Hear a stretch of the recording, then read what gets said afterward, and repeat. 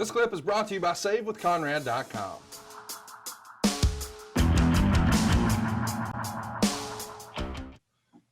Let's talk about, because we haven't spent very much time on it. You've mentioned it a little bit, the fedoras. This is something you had tried before. Did you talk Jerry into this, and what was his reaction to it? Oh, he loved it. Okay. He loved it. He said, hey, what if I start, since we're not going to have on the hoods, what if I get one of those goofy ass hats? I said, hell yeah. Because there's no rhyme or reason for wearing them. You can never, there's no explanation good enough. It makes no sense. And it was just, people just say, that goofy ass hat. Oldie used to tell me when we would be walking towards the ring, going backstage, why are you wearing that goofy ass hat? I said, are you hot? He said, yeah, I'm hot. I said, there you have it. Let's talk a little bit about how you used to build storylines back in the day here. I want to set the stage again. February 13th, it's Arn and Jerry against Jimmy Golden and Robert Fuller. 2 weeks later, Arn and Jerry against Jimmy Golden and Ron Fuller. A week later, Robert and Ron against Arn and Jerry, this time by DQ. So the first match, Arn and Jerry win. The second match is a draw. The third match is a DQ. But here on March 19th, Arn and Jerry beat Robert and Ron Fuller.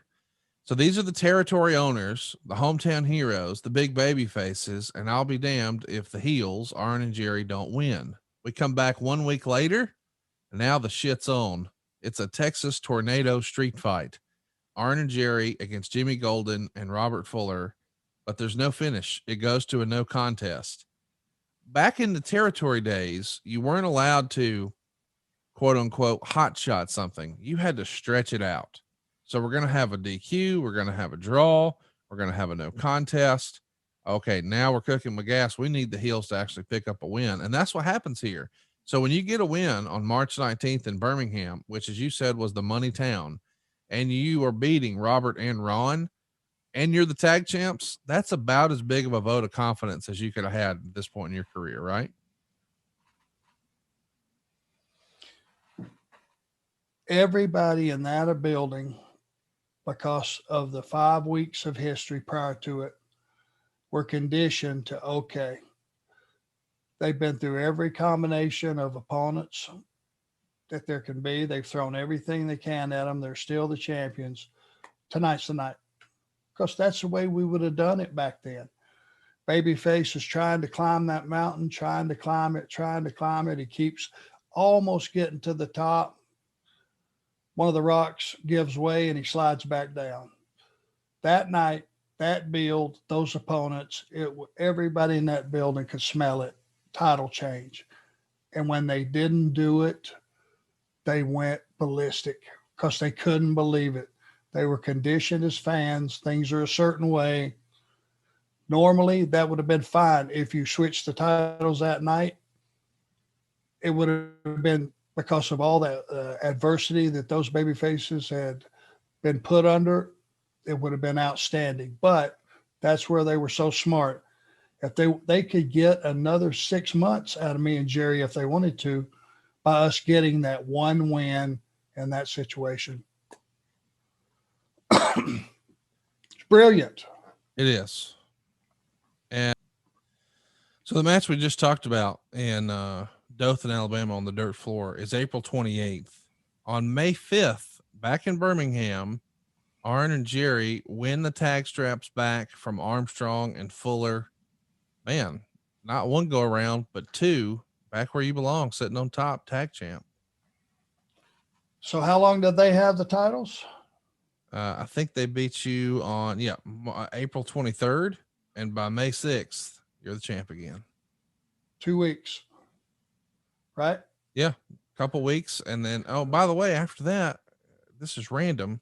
You're back in Georgia Championship Wrestling. I want to talk about that in a minute, but I do want to ask,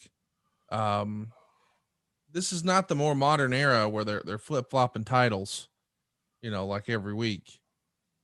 But to win it back from Bob Armstrong and Ron Fuller, again, two guys who helped own the territory, that's an incredible vote of confidence. And I think under normal circumstances, they would have just ran with them probably for a couple of months into their next heels they were going to push, they would have figured that out, start getting them ready to drop the titles to them.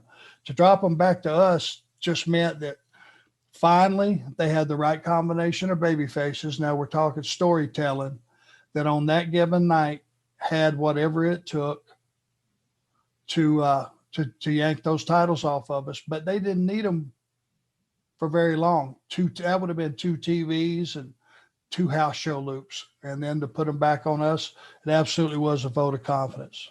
So just one day after you guys get the tag straps back, that was again on May 5th. On May 6th.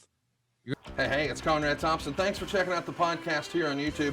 Be sure to hit the subscribe button and the notifications bell so you get a notice anytime we upload some new content. And go save yourself some money right now. If you're in a 30-year loan or you have credit card debt, it's not a matter of if I can save you money. It's a matter of how much. Find out right now for free at savewithconrad.com.